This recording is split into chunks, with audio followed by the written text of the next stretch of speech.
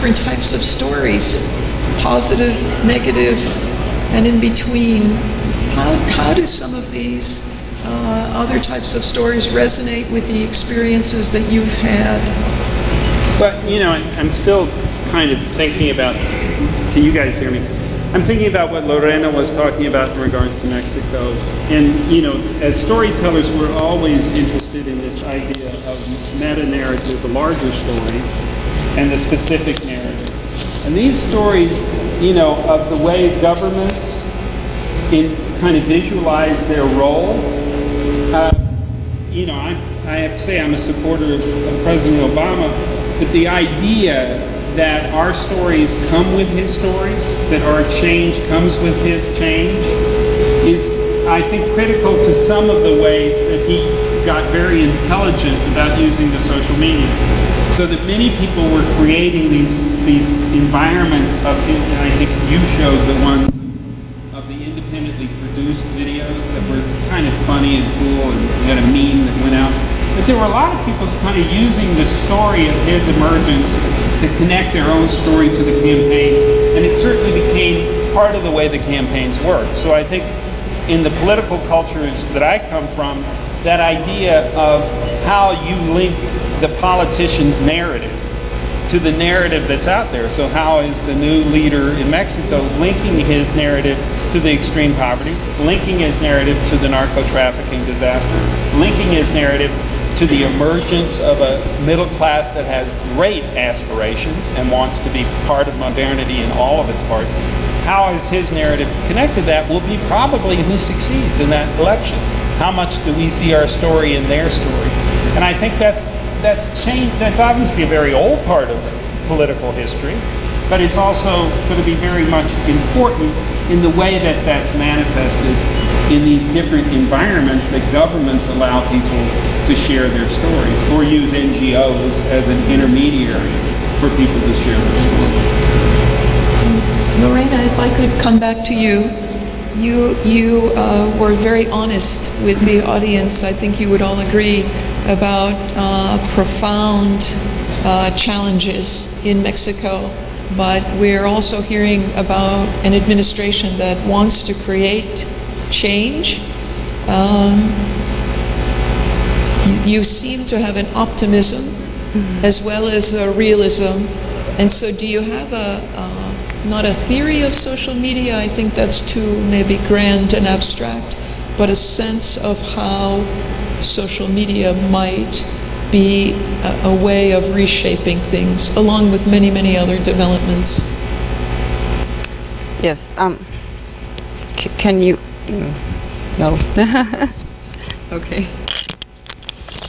Well, I'm optimistic because I actually like it when people complain and when they participate and when they are always monitoring the government. I think that's one of the jobs of the population. So they're always, what they do, what I see in social media is they actually write to their governors, to their mayors, and to the president, and they tell them, you promised this on a campaign and you're doing exactly the opposite thing. So what I'm thinking is that we should not just keep this group of people that are already active, but we should try to bring it to the rest of the population who already doesn't have access, basically because of economic reasons. That's the main reason that a lot of people are not using social media. So I think I'm optimistic in that way, because then I think we could have a more rich and even a more democratic discussion. And I think that would be very important in shaping the political process in Mexico, specifically because most of the changes in politics in Mexico have been grassroots. They have started at the grassroots level. So that's why I'm a little optimistic. Well, it's good to hear optimism. Okay. So one of the observations I would make about the very distinguished presentations of this morning, this afternoon, perhaps it's the information community in Turkey, but there is a very positive vision.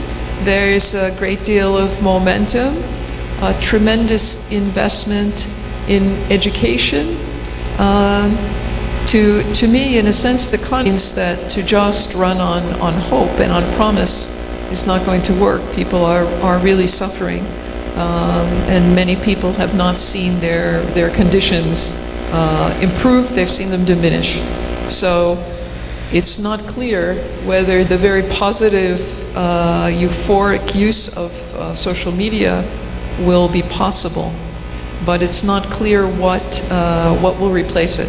Second difference, of course, one would imagine that the party that is not in power also has a plan for social media. So we will get to see dueling uses of social media, if you will, and how the public will react to that. Already in our email box, if an American had anything to do with the campaign last time, if you donated some money or you got involved, you got on email lists. So you get email all the time from Michelle Obama. It's not really Michelle Obama, it's someone emailing for Michelle Obama or Vice President Biden, and after a while you don't even open these emails because you know that it's just asking for money or political speech. So the value of that very direct and important connection diminishes if it's used too much. We had, I think it was Professor Mentes who discussed different public policies in different parts of the world and the fragmentation. It's very clear. One of the things we're seeing in the World Economic Forum is that countries often do not know a great deal about what other countries are doing, and we don't have many international agreements. So, for example, we have international agreements on human rights. We have some international agreements on environmental issues, on trade, of course, commercial issues. In the area of internet and social media, these are just emerging. They're just emerging within countries, and they are just emerging across countries. And we have such a variety of perspectives and country examples, as we see just among our 3 countries here, that it's not clear what the emerging global consensus will look like. But there have to be bodies who are starting to craft this. The role of IT firms within and across countries is pretty much not regulated. Most countries didn't want to regulate it. We wanted to get things built. We wanted to get things developed rapidly. But we're entering a period of starting to think much more carefully about the kinds of policies that will be created. And I think these will actually have a lot to do with stories. As much as we like to think they come out of rational analysis, I think they come out of the stories of how a society is supposed to work, how a culture is supposed to work, what the government is supposed to do. And those really are the stories of various countries. Well, I guess I'm live. I don't really want to. I guess. Am I live? For me, a man set himself on fire in Libya, and they put it on YouTube. And it was that old kind of spark starts a fire thing as we watch the Arab Spring. It's very clear to me that the Occupy Wall Street is a kind of mirror reflection to the Tea Party movement. The Tea Party movement, this kind of sense of individualized anger as a narrative, I'm just mad as hell and I want something to change, is going to be something that politicians are going to have to negotiate because of the social network. That people are standing up and saying, this is what it feels like, and they're angry, and the right one of those stories becomes a meme that moves through society very quickly. Joe the plumber, the idea of Obama's birth, the idea. These stories become not only a normal battle of information between political interests, but also a kind of way that the insurgent communities have a chance to enter into those dialogues and use their own perspectives. So if I had to bet in the American or Mexican elections, it will also be who knows how to tap the meme, right? Who knows how to see what a meme looks like that somehow represents a community's perspective or the kind of individual perspective, and who knows how to privilege that in the name of the larger story of the campaign. And to me, that will be a different process. I mean, it will be corrupted in some ways, but it'll also be extremely advantageous. And I'm confident that this society here has a lot to teach us as well about the way that new evolving societies manifest great leaps forward around some of these questions. So despite the fact that Obama and the different countries, I can imagine that Turkey will give us new models for understanding this on the local, regional, national level. I want to say one thing is, this is the beginning of a conversation for Ankara. In 2 years, we'll bring our community of practitioners here for our 5th International Conference. And I'd be very interested in talking with the IT sector about these issues as we move forward with that conference, because there's a lot of people in the international community of story work in the internet who are very interested in the platforms that are being developed for this kind of work. And obviously, we're always looking for interesting innovations. Because we're talking about social media and interaction, I have to say it feels very strange that the three of us should be sitting here talking and you're in the audience. When we talk about social media, we're talking about breaking down these barriers and being interactive. I don't know how much time we have left, but our timekeepers can tell us. But what about the audience? Are there questions or comments?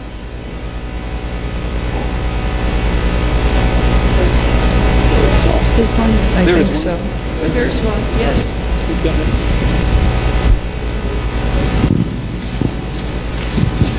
Hello, my name is Hussein, and I really like the panel. I like it particularly because there are representatives from the government, representatives from the academic institutions, and representatives from the business side. And my question is bringing all these three sides together in one sense, because from your presentation, Jane, I got the impression that we are in one sense expecting everything from the government, that like government should make the data available, open up these websites and everything. But I think there is, I don't think you think that way, but that was like my impression from the presentation. And I think the business can play a role in this, and academic institutions can play a role in, and I just want to ask you, all three of you, to elaborate on what role can business have in this open data, open world, open transparency, and what role can academic institutions can have in this open movement. You're from business, so maybe you should start. Yeah, I mean, ironically, I run an independent organization that's really an NGO, but having said that, we run it like an entrepreneurial organization, and we run it with that California spirit of creativity drives everything. And so obviously, when we look at the grander tool sets of social network discourse and Google, the private companies and new ideas that emerge outside the framework of academic or government, essentially institutionalization, are going to be vital, and we know that. And everybody's looking for the bright new entrepreneur with the bright new idea. And the countries that create creative environments that allow that to happen, I mean, in my mind, support the arts, but support all sorts of creativity, actually create the seedbed of that. I mean, I was very much in a community of creative practice where I had board members from Apple, I had board members from Macromedia and Adobe, I had board members from Microsoft, I had board members, and they needed to be in touch with me as much as they needed, to be in touch with government or academic researchers or technologists or engineers. They needed to see the way that we solve problems. So again, I would emphasize that the seedbed of this is open source creativity and encouraging authentic voice and creativity in as many individuals as possible.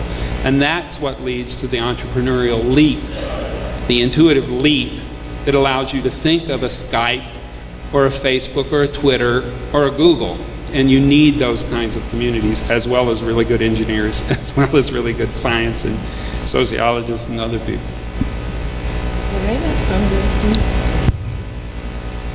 So I think that a lot of these things can't be done without the business sector.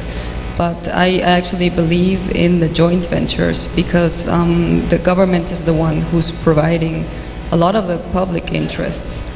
But without the business actually sets the trends and sets the parameters that we have to follow, and they have the better practices and they have more knowledge on just management.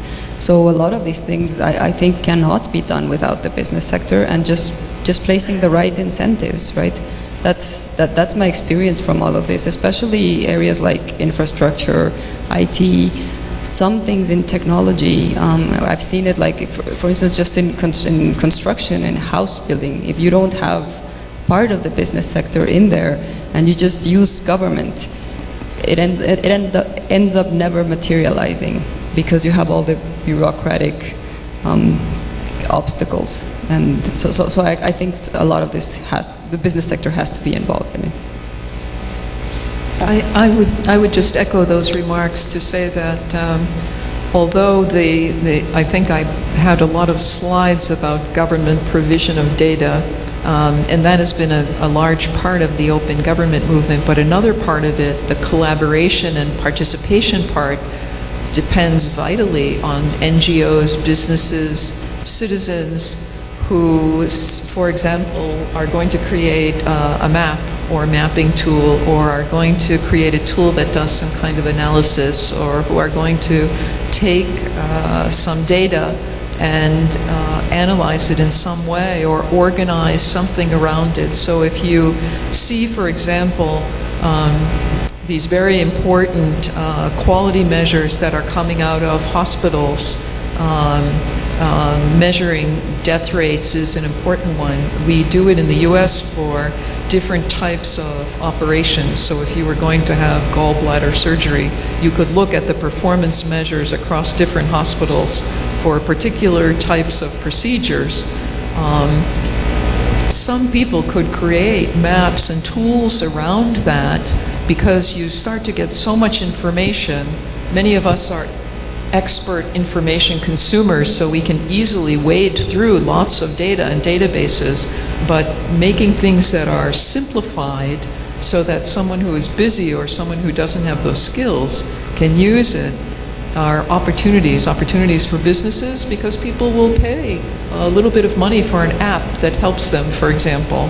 We can see that people are happy to pay for those things, and NGOs as well are creating lots of platforms. One of the observations I would make is that in this world of creativity, so much goes on that people don't know about, and it would be wonderful if there was a better way to connect best practices, to connect interesting things. Often they're out there on the web, but you don't necessarily know how to find them. And you're lucky if someone tells you about them, but it's quite disorganized. There's a beauty to the disorganization, but it would be nice to be able to find things even more easily than we can now.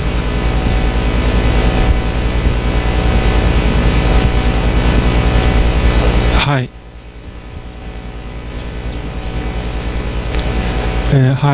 My name is Mete Yıldız from Hacettepe University. Thank you very much for the interesting presentations. A common theme in all three presentations from my viewpoint was empowerment and participation, and digital divides, so on and so forth. So my question is, as a public policy tool, the application in Finland providing free broadband access to citizens up to a certain point, would it be an example to emulate for United States, for Mexico, or is it something that we can do in smaller countries where we can provide this kind of access to all the citizens? Thank you.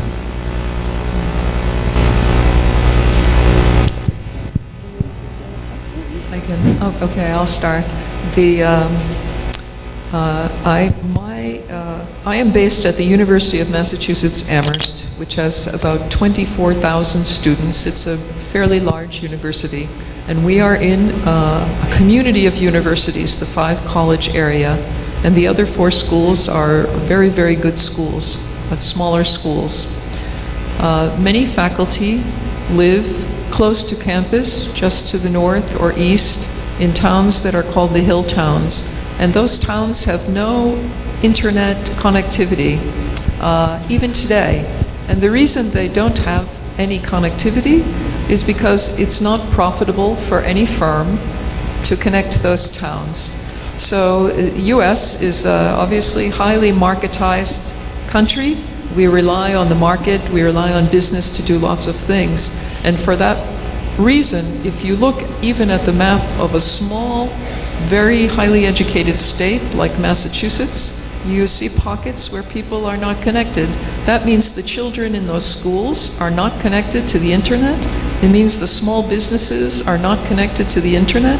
It's unthinkable. And yet, our value for free enterprise and markets means that we have allowed this to continue. It turns out that the state is working on some policy to offer incentives, etc. But if we left it to the market, those towns would never be connected to the internet. So I guess the point is that I think there are flaws in that perspective, and there are many parts of the United States where people are not connected and are, as if any of you who know broadband penetration rates or user rates, the US doesn't do as well as it could because the government has not been actively involved. There are cities, because we have the central government, state governments, city governments, there are city governments that have said, we want to have wireless broadband access within the whole city. So in Boston, for example, decided that they would have wireless access. There are other cities as well, or parts of cities, but it's grown from the bottom up. And I cannot imagine a president, even President Obama, who wants to extend broadband, saying the US federal government will supply this for the whole country. It would never happen now in the economic environment, but it will happen in our country in smaller, local level activities. So it's, I personally think it's a flawed perspective, but that's the way it is in that country. I think if you look at other countries, Finland, Portugal, Chile, that said, as an economic development tool, we are going to make sure that our entire country is wired, and we're going to do it as quickly and as well as we can. It seems to have proven its value, and I don't know if people have calculated the return on the investment, but even without the ROI numbers, it seems clear that that would be a socially responsible investment and an economically powerful investment to make. Well, I think at this point, for instance, in Mexico, if this would become a priority for the government, it's unthinkable. The first thing is for the population to come out of poverty, for everybody to have a decent household and their basic needs met. And one priority right now that the government has set is free health care for everybody. But I think there will be a point in the near future where providing internet to the population will be almost as providing good drinking water for the entire population, because the digital gap makes the inequality, and it places the people who are not internet users in such a point of disadvantage that there will be a point when it can never be closed. And these people, as we talk about like poverty traps, it will become another poverty trap and another trap for people to get better jobs, to have social mobility, or to even reach their potential. So I think that will be in the near future. And as Jane was saying, if it's not, the business sector has no incentives to do it, there will come a point when the government will have to come in and do it. If there is one more question? If there is one more question or comment, we should take it, and then where we will close our panel. Is more strange than the science fiction lab, okay? And this one thing. Another thing, on the eastern part of the Far East, there's smart cities now. They're building smart cities. It's something that everything is living in smart cities, and net citizens they're talking about this. Maybe it's after the social media. What do you think about that? I mean, one of the things I followed very closely was the development out of MIT of the one laptop per child proposal, distributing a large number of a particular kind of device into communities and countries. You know, I think these kinds of ambitions about creating environments that help to bridge this gap are going to have a lot of fits and starts, partly because the technological shifts seem to happen so quickly that one platform that you're kind of betting on, the laptop, is replaced by the tablet, is replaced by maybe a device that hooks to monitors that are printed and are on every surface and you pull them out of your wallet. All of this is happening so quickly. To me, it seems natural that these processes should be done with some consideration of organic growth, as opposed to mandate from a federal or a singular control, because it is exactly that problem of the evolution of these technologies that seems to solve problems and call this leapfrogging, right? There was no telephone infrastructure in southern China with wires, but now there's a vast telephone infrastructure and information infrastructure with wireless. I think we're going to see the ability of small communities to look for new kinds of technologies. They may be satellite-based, they may be wire-based, they may be wireless-based, that will solve each of their problems in different ways. And I think what's important is that local communities are engaged in those conversations about their needs as much as, you know, an office in Ankara says, well, we have a plan, we're going to do it this way. And that way I think you address where poverty is at. And that's why I like some of these examples from South Africa using the GIS, from Africa, because I think they start with the simple idea that SMS is a capability that we can get everywhere. So let's build more structures that use SMS to help do data or do any kind of process. So to me, it's really critical that we kind of sober ourselves that there won't be a solution. There'll be thousands of solutions, and that's okay. These different stories all will teach us something. I would just add to that very quickly that it's interesting, one laptop per child. In 10 or 20 years, I don't think so many people will be using laptops. I still carry my laptop around. I don't trust the cloud yet, but I use it more and more. Most kids are using phones. Most of the populations of the world are using phones. Maybe those phones are going to become just a little bit bigger, have a little bit more functionality. There's something about the screen size. So who knows what the devices will be. Our last question, sir. Erkin Islam, ex-instructor in Gazi University. I would like to ask you all a question for my patient so that you could make a good consultation altogether, I think. My question is this. There is a problem in my country, in Turkey, with three legs. One is traffic jam, which is disaster. We kill 10,000 people per year and $11 billion. And so many injured people, and the value of the lost lives are not countable, as you might appreciate. On the other hand, home working would release the traffic density. So in the third leg, Turkish economy, in contrary to what they say, the world, reminding you the song of Dana Hightower, this world today is a mess. I don't care the values of and the conclusion of the professionals in this silly life. And I do believe by heart that Turkish economy is almost collapsed because of using $40 billion of earthquake reservation to the tax is used for political purposes, for making some people bloody rich as compared to the world administrations.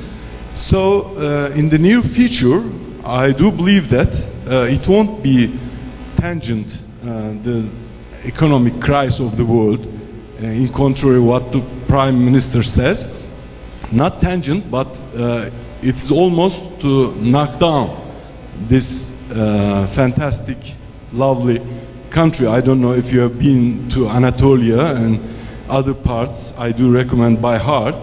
I've been all the world, including Guadalajara or Guanajuato, I don't remember. But in one of them, all the roads are underground. I love that town or city. Thank you very much. I want a solution for our Turkish traffic and Turkish economy through internet. Maybe instead of going to the job at home, working, most of the people who are not needed to be in the work site, job site, would be a good solution, isn't it? Thank you for your listening to me. Actually, at the World Bank and in Asian countries, I'm thinking Seoul, Korea, because it's such an enormous city, so densely populated, the notion of green IT has become very important. Almost all of these devices need to be plugged in. They have batteries. There are heavy metals in them. The environmental impact of the digital economy is enormous. If you marry that with the traffic impact, we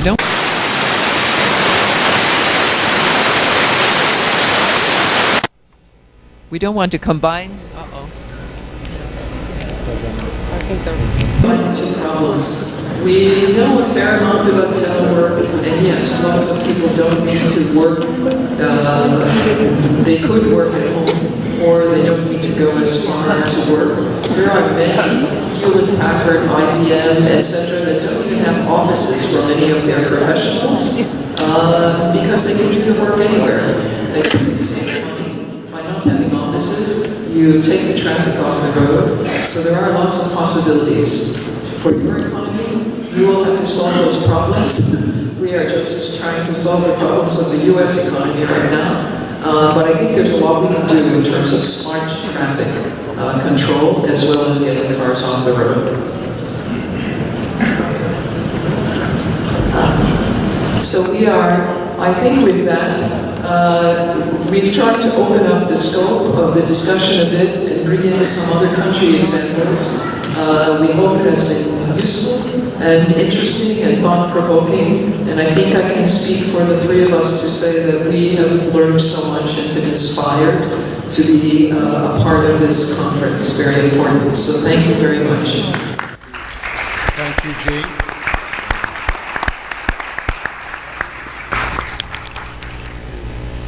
On behalf of my association, I will give a small gift to you. And I'm asking you to come here and to take a photograph together.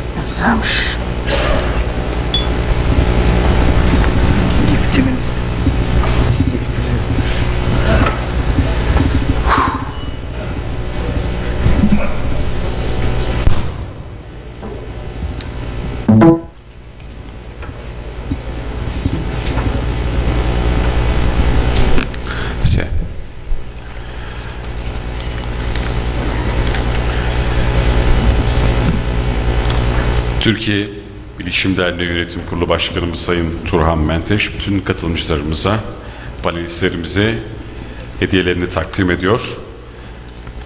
Hep beraber bir hatıra fotoğrafı alıyoruz.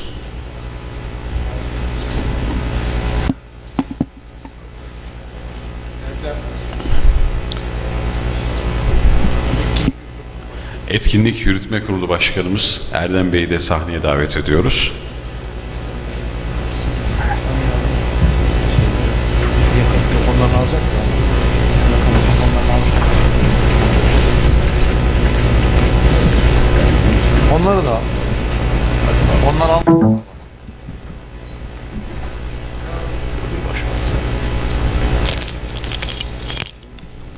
Çok teşekkür ediyoruz. Thank you very much.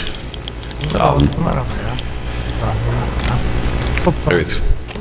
Programımızda, sahnemizde bu arada arkadaşlardan rica edelim. Konuklarımız eşyalarını aldıktan sonra bir sonraki sunumumuz